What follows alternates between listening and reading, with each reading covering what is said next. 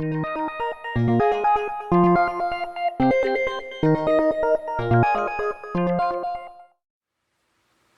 YouTubers, welcome back to another Electronics and More video.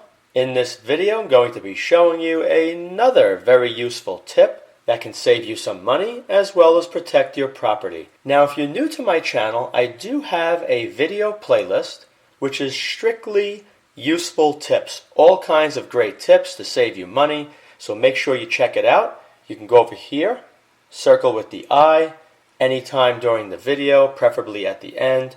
Or you can wait for the very end of this video and you'll see a link to my useful tips video playlist. A while back I had a friend of mine had something broken into. Somebody came along with bolt cutters, cut the shackle, went into his storage shed, and they pretty much helped themselves to everything.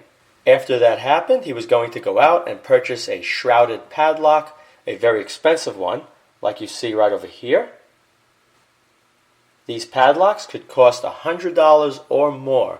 So I wanted to give him a little tip at the time, what he can do to protect that padlock from being cut by bolt cutters, and even greatly reduce the chances or make it harder for somebody with a cutoff tool to try and cut through the shackle.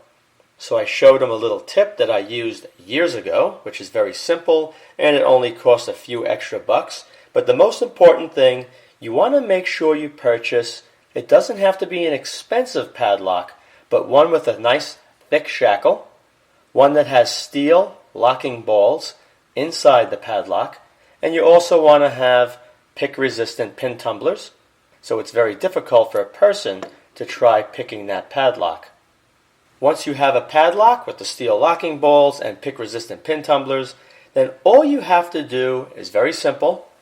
You can pick up a bunch of steel nuts, like you see right here, or you could take a bunch of washers, steel washers. If you use steel nuts, it costs maybe $2, and if you use a bunch of washers, you may spend around $4, but it's definitely going to be worth putting them on this padlock the way I'm going to show you. It's going to make it extremely, extremely difficult, if not impossible, to take a pair of bolt cutters to cut open the shackle on a padlock. So you're going to be making any padlock more or less into a shrouded padlock. Now the first way, I'm just going to take a bunch of washers right here. Let's open this up, slide a bunch on, and I'm going to take a 1/2-inch nut, slide that on. Then I'm going to take another 1/2-inch nut, slide that one on.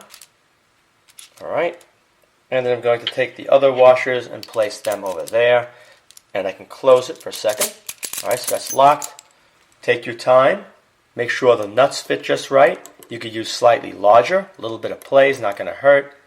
Once you're locked on, there's no way for a bolt cutter to get to that shackle. The top is going to have whatever you're locked onto, so they won't be able to get here, they won't be able to get in here, and all these washers right there are going to prevent them from getting to it.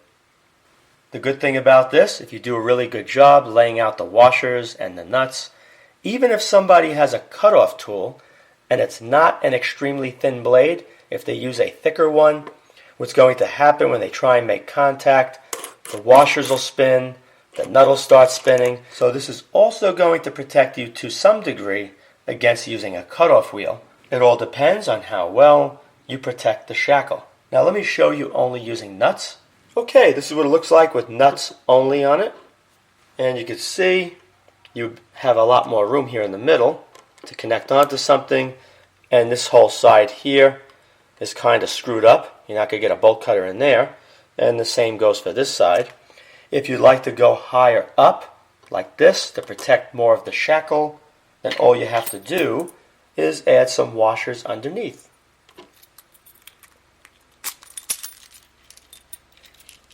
Alright, so let me just show you that quickly.